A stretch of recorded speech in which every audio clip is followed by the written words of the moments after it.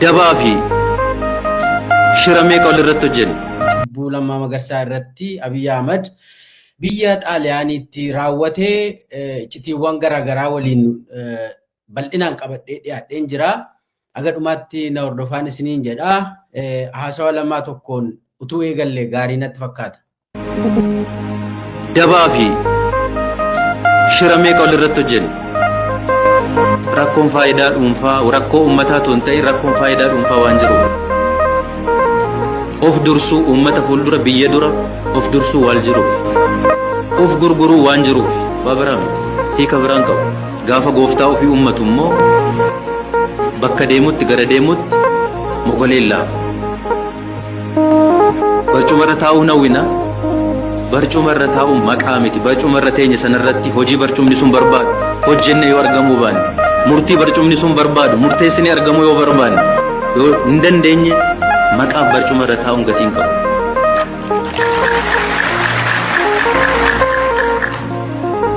Kanaaf rakkoo akkasii waan qabnuufi iddoo nuyi yaadne sana waggaa 27 boodallee kan nuyi qaqqabuu dhabne akka namaaf akka qabsaa'uuf qabsoofne garuu uummata qabsoofne sana waliin garaa walitti hammaanne kanaaf filannoo biraan qabnu warri gamaaf gamana ilaalloo jiran.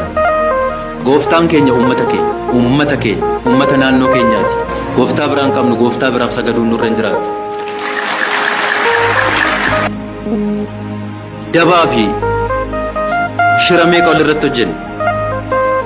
Rakkoon faayidaa dhuunfaa rakkoo uummataa tun ta'e rakkoon faayidaa dhuunfaa waan jiruuf. Of dursuu uummata fuuldura biyya dura of dursuu waan jiruuf. Of gurguruu waan jiruuf. Baabaraam hiika biraan qabu. Gaafa gooftaa ofii uummatu immoo bakka deemutti gara deemutti mogoleen laafa. Barcumarra taa'uu nawwina. Barcumarra taa'uu maqaa miti. Barcumarra teenya sanarratti hojii barcumni sun barbaadu hojjenne yoo argamuu baanne. Murtii barcumni sun barbaadu murteessine argamuu yoo barbaanne yoo hin dandeenye maqaaf barcumarra taa'uun gatiin qabu.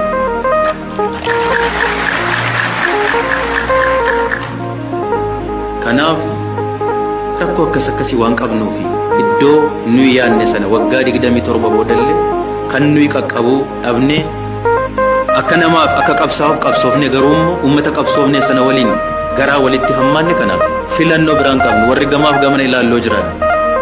Gooftaan keenya uummata naannoo keenyaati. Gooftaa biraan qabnu gooftaa biraaf sagaduun nurra hin jiraatu.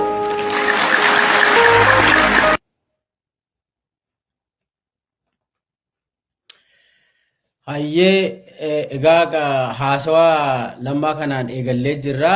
Haasawaa kanani ittiin eegalee fi haasawaa seena qabeessa waan ta'eef waan kanaan eegalee yeroo itti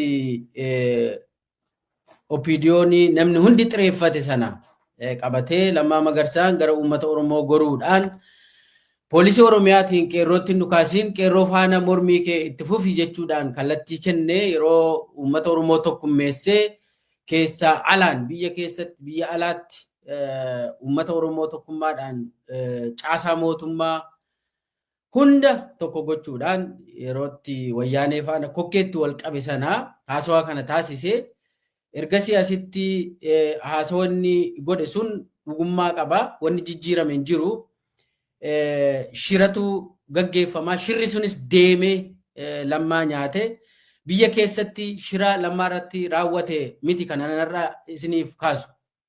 Biyya keessatti yeroo garaagaraa akkaataatti Lammaan aangoo irraa ka'e dabalatee dudubbachaan ture. Fonqolcha mootummaa irratti gaggeeffame Lammaa irratti jedhee kaaseera. Isaa asittis erga fonqolcha irratti gaggeessanii booda biyya keessattis ajjeesuuf yeroo garaagaraa yaalii irratti godhaniiru. Yaalii sana keessatti harkaa fashalee jira. Ajjeesuuf hin dandeenye karaa garaagaraatiin eegdota isaa dabalatee ajjeesuudhaaf haga Toofiq Madiid faa yeroo eegumsa isaa irra ture yaaliin irratti gaggeesse Damballaash faa dabalatee gaafa inni biyya alaa deemu eerpoortii irratti rashanuudhaa jedhanii yaaliin isa irratti gaggeeffame. Kana hunda poolisiin Oromiyaa yeroo sana quuqama sabummaa qaban poolisii Oromiyaatu yeroo hundumaa gara Lammaa Magarsaa goruudhaan harkatti falashaleessaa ture. Ijoollee hedduun ajjeefamaniiru poolisii Oromiyaa keessaa gara Lammaa Magarsaa waan goraniif. Sanarra darbee Lammaa Magarsaa masaraa muummicha ministeeraa keessatti illee marsiidhaan ajjeesuudhaaf yaaliin godhame jira. Sana yeroo biraarraa haasa'u. Har'a kan inni haasa'u Lammaa irratti yakkoota biyya keessatti isarratti raawwate tuun taane waan erga inni biyya isaanii dhiisee deemee booda mee isinummaan uummata kana tasgabbeessaa ani isinittuun dubbadhu jedhee biyya dhiisee fi erga inni deemee booda lafa innitti hojii UN hojjechuudhaa deeme. Hojii UN keessaa World Food Programmii keessa ture. Lafa innitti biyya Xaaliyaaniitti UN World Food Programmii hojjetutti yakkoota isarratti raawwataniin irraa dubbadhaadha. Yakkoota hammeenya gurguddaa Abiyyi aangoo mootummaa federaalaatiin fayyadamee muummicha ministeeraa waan ta'eef sadarkaa addunyaatti xalayaa barreessuu waan danda'uuf bilbilee shororkeessuu waan danda'uuf waan sana waan inni godhen irraa dubbadha. Baqatee irraa dhiisee fi bahe. Namoonni tokko biyya keessatti maaliif Lammaa Magarsaanii hudhee hin qabne Abiyyiin aangoo irraa maaf hin kaafne jechuu dandeessu. Haalli yeroo sana ture. Waldhabdeen mootummaa federaalaa fi warra wayyaanee gidduutti ture. Utuu Lammaan gaafas Abiyyi irratti tarkaanfii haa fudhannu jedhee gara qabsootti achumatti seenee jiraatee harka ormaa immoo seenuu danda'a jechuudhaan gaafasillee. Utuu nuti asii akkas goonuu wal nyaannuutii akkas ta'e jechuu ta'a jedhee waan yaaduuf nami kun fayyuu danda'a jedhee waan yeroo sanallee eeguuf Abiyyi Ahmad gara Oromootti illee deebi'uu danda'a jedhee gara uummataatti deebi'uu danda'a jedhee keessa isaatti illee waan hambifateef mee dhiisee haa deemu. Mee biyyaa haa ba'u. Mee Oromoodhaa tasgabbiin dhufuu danda'a. Mee haa ilaallu xiqqoo. Haa obsinu xiqqoo. Jechuudhaan dhiisee kanaan dura namoota isatti dhiyaatan David Beasley nama jedhamu nama Ameerikaa South Carolina bushaa ture yeroo sanatti World Food Programmii Director nama ture nama armaan dura Lammaan yeroo pirezidaantii naannoo Oromiyaa ture faana walitti dhiyaataa turan karaa nama sanaa dalagaa argatee UN keessa gale. David Beasley Lammaa Magarsaatti baay'ee dhiyaata. Gaafa Lammaan pirezidaantii naannoo Oromiyaa ture jijjiirama biyyattii keessatti fiduudhaaf namoota qabsoo hadhooftuu Adduwaayii keessatti warra gaggeessaa turan adda duree waan ta'eef Lammaa Magarsaan yeroo san hoggansa Ameerikaa faanallee namoota bebbeekamoo faana hidhata adda addaa qaba. Lammaan walitti dhufeenya sadarkaa mootummaatti qaba yeroo san. David Beasley faa nama qulqulluu ta'uusaa Lammaa Magarsaan nama qulqulluu ta'uusaa waan beekaniif mee afachuu ergaa waliin galle koottuuti numa biratti hojjedhu jedhee World Food Programmii keessatti ramade. Daayireektara World Food Programmii 2017 kaasee hanga April 2023 ture David Beasley.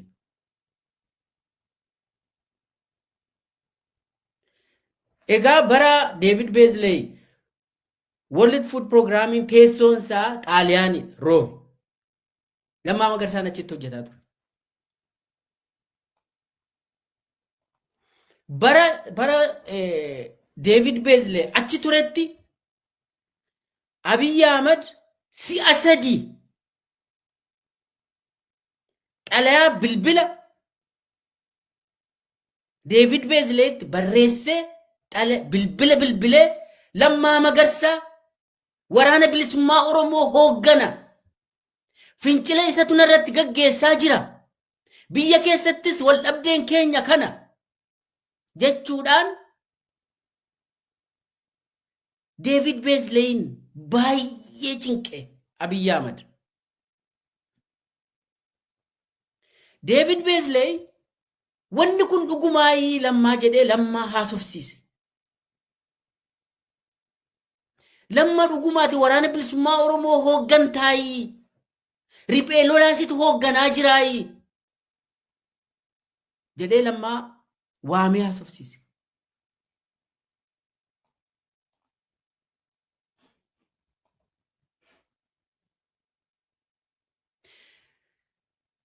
Lammaan jara keenya ani waraana bilisummaa Oromoo hin hoogganu. Ana miti kan hoogganu. Waraana bilisummaa Oromoos ana miti kan hundeesse. Ani hojjetaa UN'ti. Akkaataa dambiin qajeelfamni UN jedhuunan hojii kiyya hojjetaa jira. Waan kun sobadha. Narratti olola gaggeessaa jiru. Sobadha wanni kun shiratu narratti deemaa jira jedhee David Beasley faana mari'ate. Lammaa Magarsaan. Deddeebiidha wanni kun yeroo garaagaraa muummicha ministeeraa biyya tokkoon waan dhufeef akka salphaatti ilaalamu himanni kun. Himanni akkasii akka salphaatti ilaalamu. Muummichi ministeeraa biyya tokkoo hojjetaa UN staafii UN tokko yoo himate akka salphaatti irra hin darbamu. Warri UN World Food Programming rakkatan. David Beasley qorannoo hagaggeessinu bakka intelligensii garaagaraatiin si haa qorannu na qoradhaati yoo nani dhuguma waraana bilisummaa Oromoo riphee lolaa Oromiyaa keessa socho'u anatu hooggana yoo ta'e an tarkaanfii narra fudhadhaa.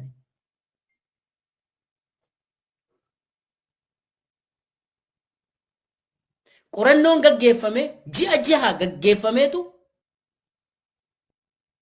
Lammaa Magarsaa waraana bilisummaa Oromoo samitti kan hoogganu. Waan akka kanaa akka hin qabaanne intelligence reportii fudhatee David Beasley lammaadhaan hojii keetti fufi jedhanii wanni godhan.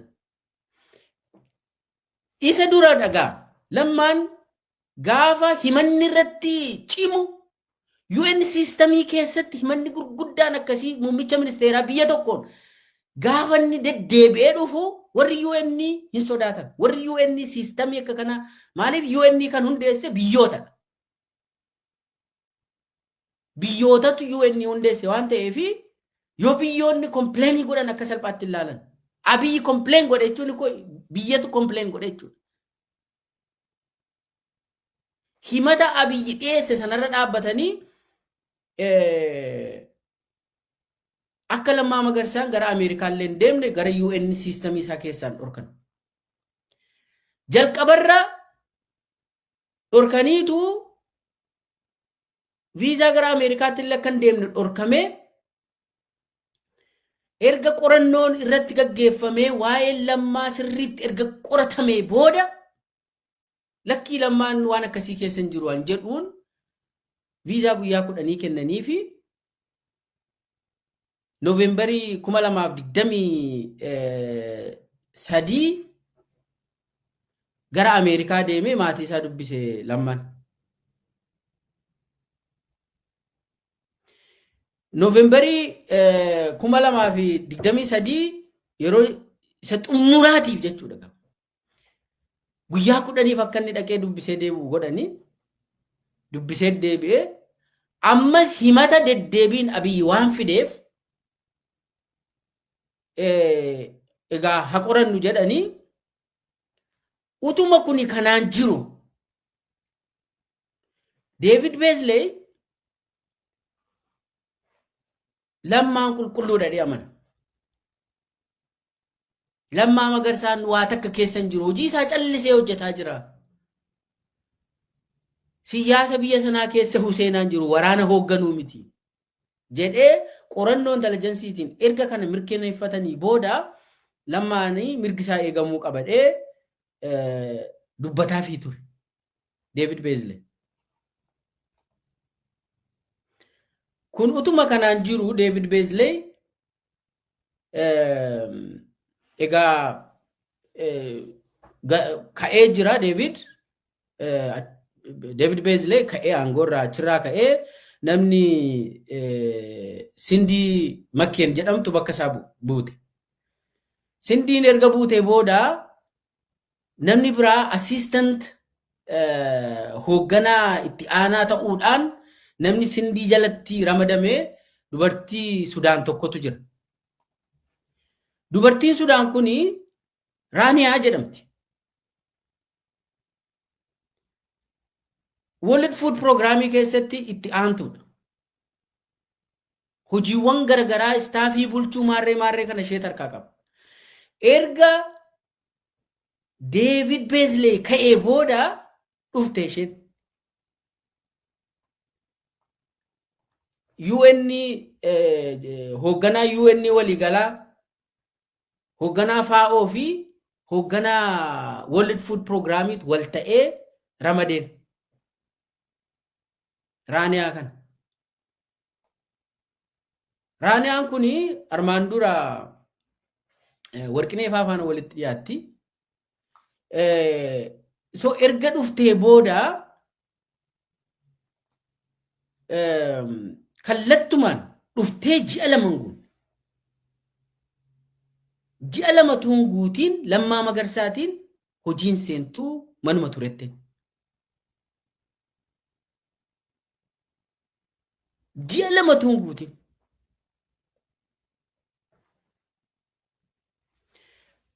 Wanni kuni amma asirratti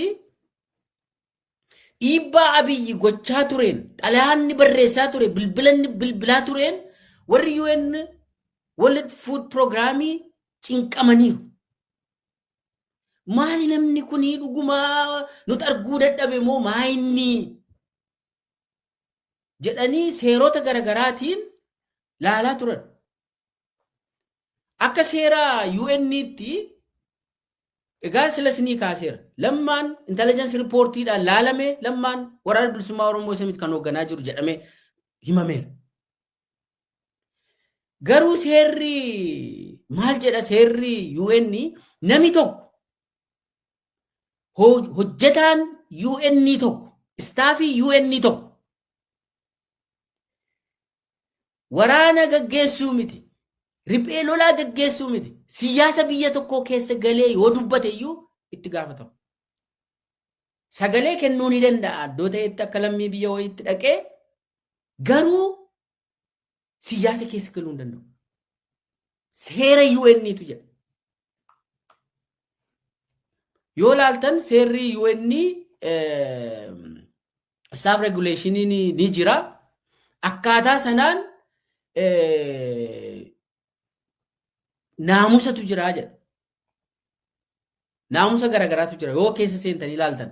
Nami tokko waraana gaggeesseera dhee himatamuu gaggeessuudhaan himatamuu miti siyaasa biyya keessaa seeneera dhalee jedhameellee yoo himatame dubbiin isaa cimaa salphaatti ilaalan. Amma Lammaan Abiyyi irratti bahee hojjeteera hin hojjenne. Dhugaa dubbachuuf Lammaan waraana bilisummaa Oromoo hoogganaa soba. Waraana bilisummaa kan hoogganu Jaalmarroo Dirribaa jedhama maqaansa. Namni hin beekne yoo jiraattan. Isa jalatti immoo zooniileen hooggansa qabu. Kanaa alatti Lammaa Magarsaa waraana ijaarratee sulultaarra buufachiise yookaan immoo giincii irratti ijaaree lafa kaa'e Amboorraa hin qabu. Adaamaarraa waraana hin qabu Lammaan. Gujiirraa waraana hin qabu. Wallaggarraa waraana hin qabu. Harargeerraa waraana hin qabu Lammaan. Waraanni Lammaa Magarsaa yoo jiraate uummata Oromoo, uummata Itoophiyaati. Yoo akkas ta'ate deeggarsa kan inni qabu uummaticharraa qaba Lammaan. Jaalala kan inni qabu uummaticharraa qaba Lammaan.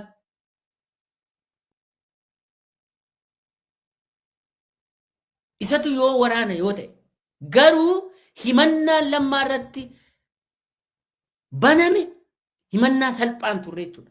Warri UN cinqamanii waan godhan dhabnaan Raaniyaan itti aantuun World Food Programmii ammallee achuma jirti. Isheen akkuma dhuftee dhufteen lammaa manatti hambifte. Kana sana hin jenne. Ji'a lamantiin fudhanne dhuftee lammaa manatti hambiste. Kontiraatni keessa suspend ta'eera jetteetu achumaa wanni goote. Sanuummoo wanni godhame amma gaasinitti ni manam dubbii hama. Mana turii jedhameeniitu suspend illee taateettaa si dhumateera illee hin jenneen. Manuma turii jedhanii. Lammaa Magarsaa kan inni dhaqe hojjetaa UN jedhameetu residential permit sanaan argatee dhaqe. Biyya Xaaliyaanii. Jiraachuu kan inni danda'u hamma hojjetu achi keessatti hamma UN staffii ta'ee jirutti. Yoo UN staffii irraa gaafa inni xumurameera jedhamu eessatti ergamachuudha lafa dhufetti saggoo isaa qabanii deebisu jechuudha. Wanni irratti shirrisa irratti raawwate Raaniyaan fa'aa waan isaan godhan haga eeyyamni waraqaan eeyyamni ittiin inni Xaaliyaanii keessa jiraatu harkatti hamma inni dhumeera expire ta'eera haga ta'utti manuma turii jedhameen lammaadhaan. Maalidha wanni isaa yookaan murtee naa godhaatii jedhee gaafateera lammaan. Mana turii jedhameen.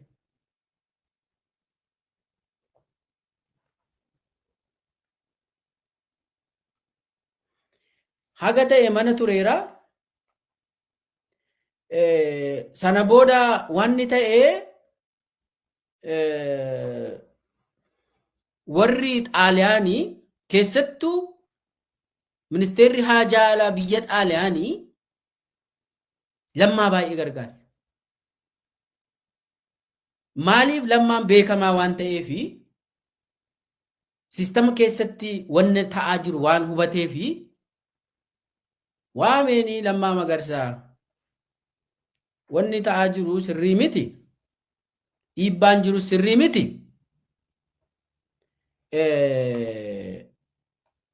Adeemsa kanaan yoo itti fufe gara biyyaatti si deebisuudhaaf dhama'amaa jira. Abiy Ahmed dhiibbaa guddaa gochaa jira. Narratti hojjetaa jira waan ta'eef biyyatti deebisaa. Biyyatti to'achuu qabna. Namni kun yakkamaadha jedhee si himataa jira. Jechuudhaan kara garaagaraatiin sirna UN systemii keessatti akka malee Abiy waan hojjetee fi wanni kun dhiibbaa jala jirta waan ta'eef waraqaan eeyyama kee dhumnaan biyyi Xaaliyaanii biyya Itoophiyaatti si deebisuudhaa deema jechuudha. Sanaafis immoo haga Itaamaajoor Shumiitti dhufanii warra Xaaliyaanii gaafataa jiru. Biraanuu Juulaan fa'aa dhufanii gaafataa jiru. Warri intelligensii Itoophiyaa dhufanii gaafataa jiru. Abiy deddeebiin nu bira darbe warra UN faana iyyaa jira.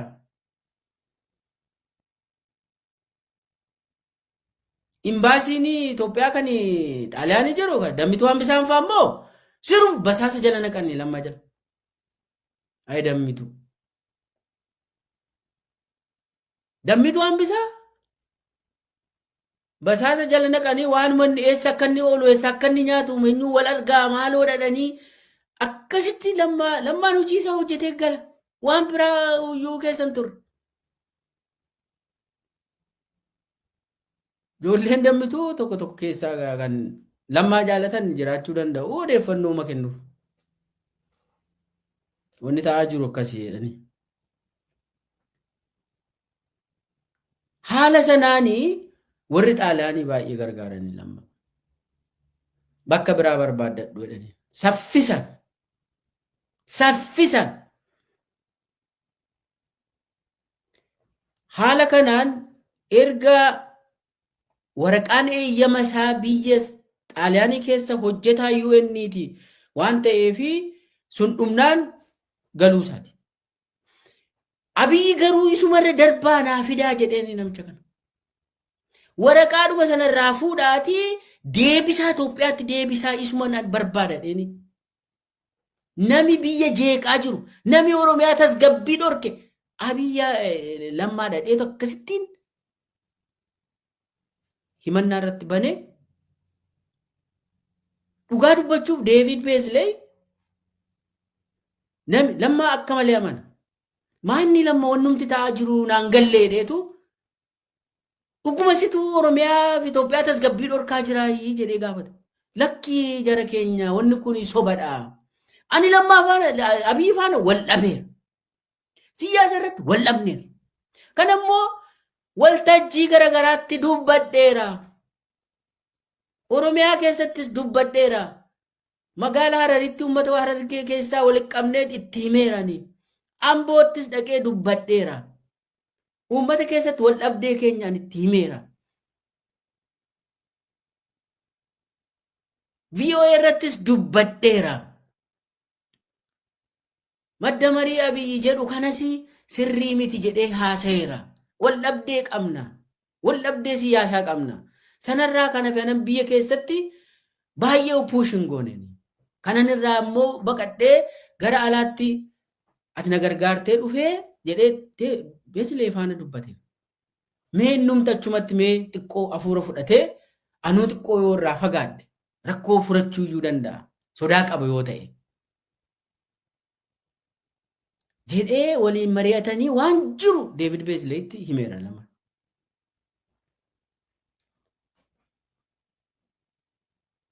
Deevid Beeslee qorannoo mataa isaatiin laalee Lammaa Magarsaa qulqulluu akka inni ta'e, miskiin akka ta'e, hojii isaa hojjetee callisee akka inni jiraataa jiru argee kennaa fi akka inni maatii isaallee dubbisu maal taatan jedhee eeyyamsiisee wanni jejjedheera.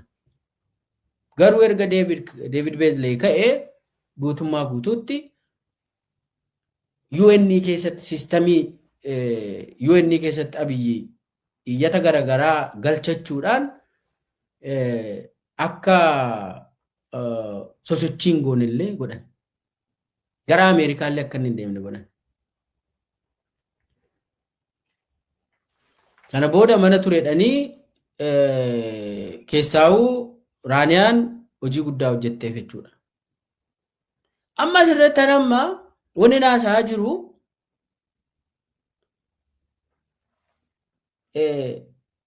dubbiin siyaasa keessa galeetu akkas godhaa jiredhamee yoo deddeebi'ee himamee UN keessatti akka salphaatti hin ilaalamu. Kana naa ilaalamu.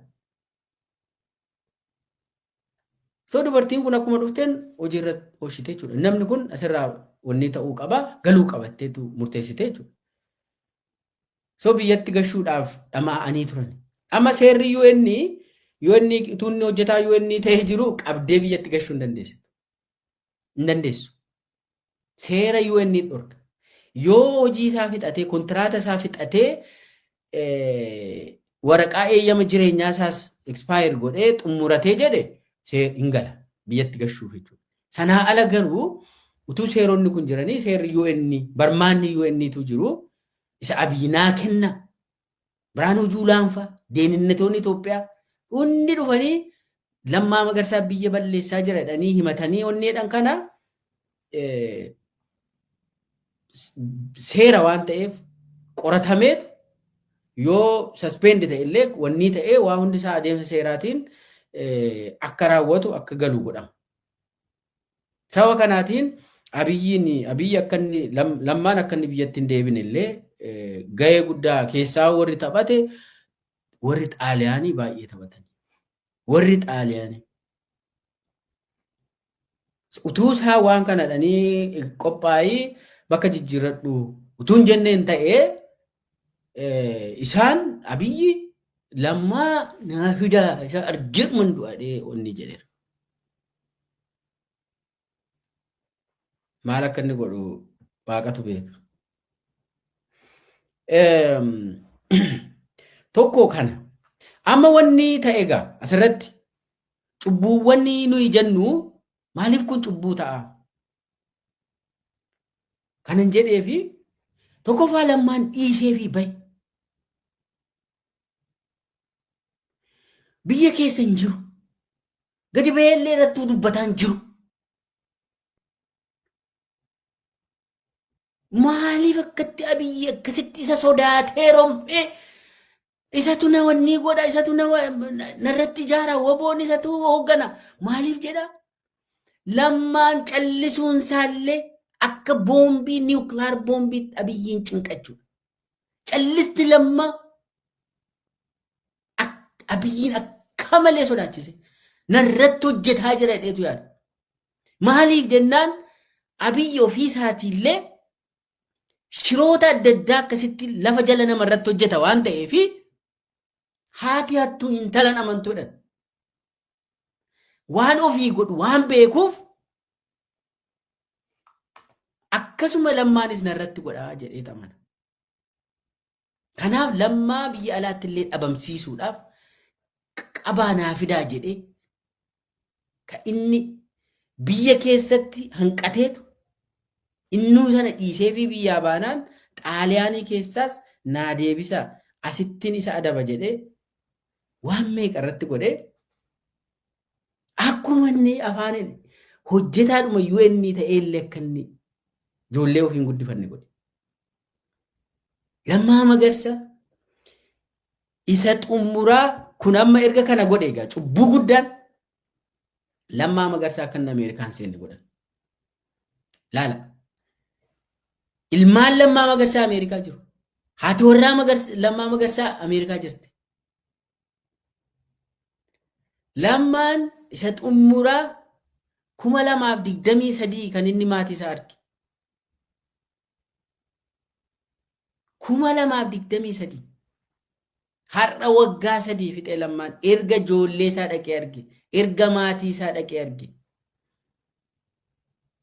akkasitti Abiyyi Ahmad obboleessa koo jedhee kan waamaanii ture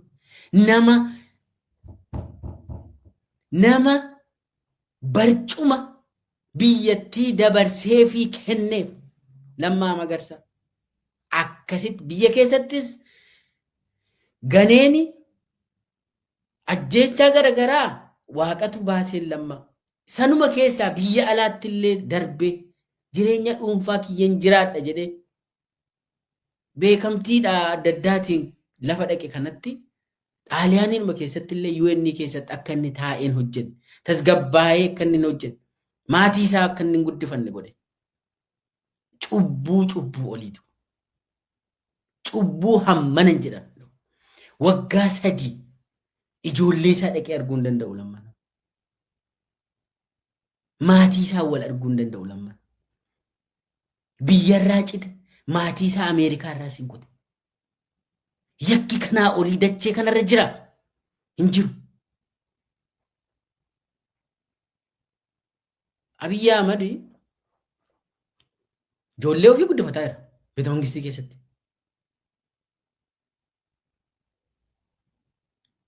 Ijoollee 3 guddifataa jira. Tokko immoo guddifachaa fudhatee miliyoonaan jedhee moggaase qaba. Arfaffaa jechuudha. Ijoollee 3 Diboora, Raakeebii fi mucaa ishee xiqqoo tokko 3 guddifataa jira ofii. Amma mucaa isheen hangafaa hundi isaaniitu Ameerikaa International Schoolitti baratu Finfinnee keessaa. Ameerikaan Schooliin suni standardiin isaa olaanaadha. Ijoolleen isaa Republican Guardii dubartoota Republican Guardii siviilii uffataniin eegamu. Mucayyoon hangafaa achitti ijoollee namaa buruskiteetu mucayyoon isaa isheen hangafaa nama buruskitee ari'amteetu sana booda Ameerikaa akka deemtu godhan.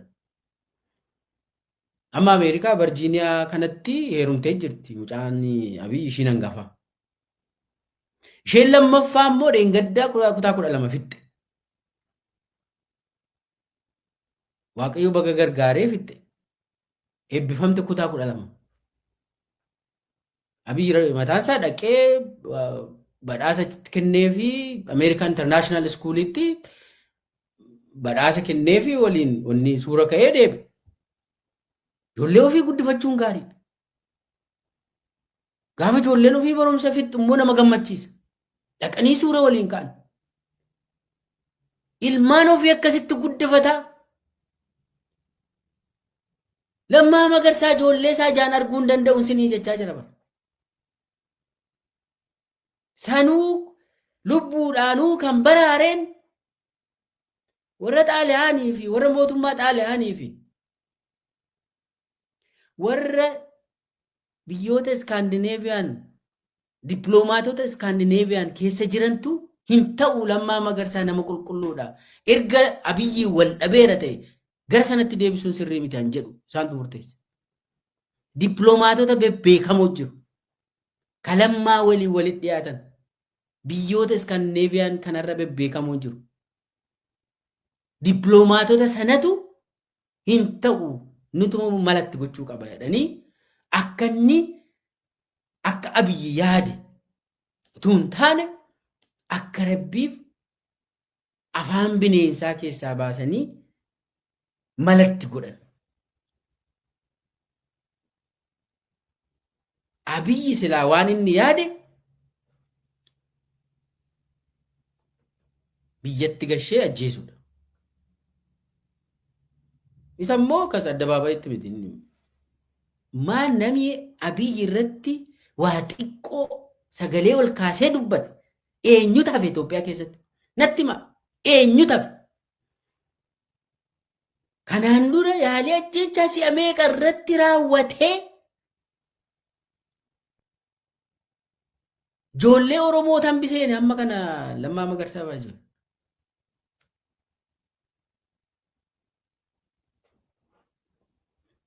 Bakka meeqatti ajjeesuudhaaf qoricha dabalate namni Lammaa Magarsaa jechuun gaafa alaqaa Abiyyi ture Lammaan pirezidaantii naannoo Oromiyaa fi hoogganaa dhaabaa gaafa ture Lammaan Abiyyi Ahmad gooftaa ko jedheeni alaqaa ko jedheeni luka keenatu sii dhiqa jedheeni waliin waaqeffanna jedheeni lamaan keenya iyyuu waaqa tokkotti bulla jedheeni natu kootii keenatu sii miica jedheeni caammaa keenya sii xaraga jedheeni natu afaan si kaa'a jedheeni Lammaa kan akkatti baate obboleessa koo jedheeni obboleessa hangafa koo jedheeni Lammaan nama sirrii dhadheetu fudhate akka gaazlaayit ta'aa jiru hin barre akka ganamaa jiru hin barre Lammaan akka yeeyyiin gogaa hoolaa uffatee isa faana nyaataa jiru hin barre Lammaa Magarsaa.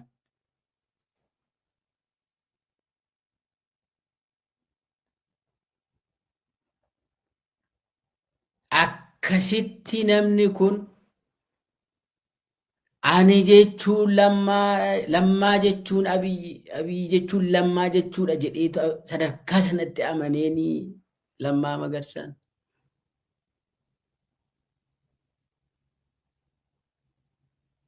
Harka seexanaa bu'e. Qulqulluun ilmi Oromoo Lammaa Magarsaan harka seexanaa bu'e. Tokkittiin ilma Oromoo kun harka seexanaa bu'e. Ilmaan Oromoo ija tokkoon namni ilaaltu ka akka Lammaa Magarsaa harka seexanaa bu'e. Gaafa barcumaa waan Afrikaa keessatti hin baratamne mee dhaqii atummaa nuu qabii jedheeni ol dabarse Lammaa Magarsaa. Aangoodhaaf miti wanni dhufne gaafii uummata Oromoo bilisummaa uummata Oromoof dhufne jedheeni ergamatti kennee ergeen nami kun as deebi'ee isa nyaata dheeyyaanne takkaa Lammaa Magarsaan abadan Lammaan Abiyyi deebi'ee na nyaata dheeyyaan hiyyaanne kana mataattuu san dhumte. Gaafa yaa'ii Jimmaa Lammaa Magarsaa irratti gaafa shirri jalqabaa eegaltu nu gaafanne lamma dubbii kana quba qabdaa jennaan rakkoon qabu Abiyyitu dalaguutti jira humaa takka yaadda'inaa nuun jedhe. Amane kaabboleessa kiyyadhe bineensa amane.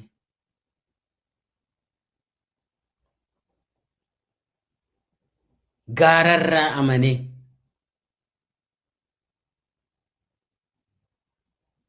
Nami dhadhaa afaan kaa'an dhagaa afaan nama kaa'a jedha Oromoon.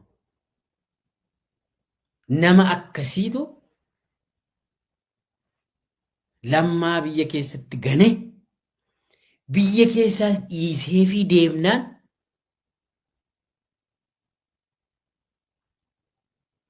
bakka inni jirutti illee maa dalagatee jiraata jedhee aangoo biyyaa fayyadame lammaan akka inni dalagatee illee hin jiraanne dhuunfaadhaan akka inni hin jiraanne godhe.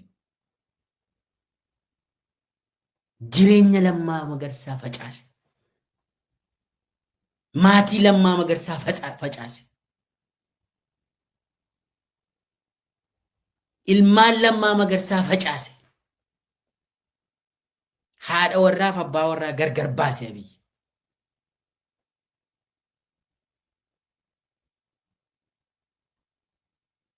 Kuni hojii seexanaati.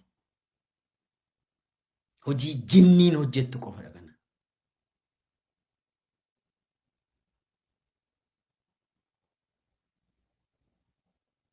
Har'a Lammaa Magarsaan ijoollee isaa erga dhaqee qaamaan ijaan arge waggaa 3. Daa'imman koo waliin hin jira. Maal akka waa rakkoo hin qaban.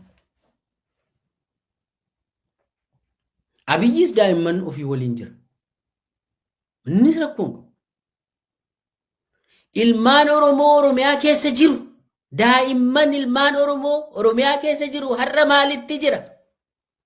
Dirooniin kashakkashasi gadee Abiyyi. Maatii gargar diiga Oromiyaa keessatti. Qe'ee ilmaan Oromoo bahaa lixaa kaabaa kibba giddu galatuun jedhiin bittimsa hin guba. Wanni Arsii keessatti ta'aa jiru har'a maali? Maatiin Oromoo diigamuutti hin jiru. Qe'een Oromoo gubattuutti hin jiru. Uummanni Oromoo buqqaafamuutti hin jiru.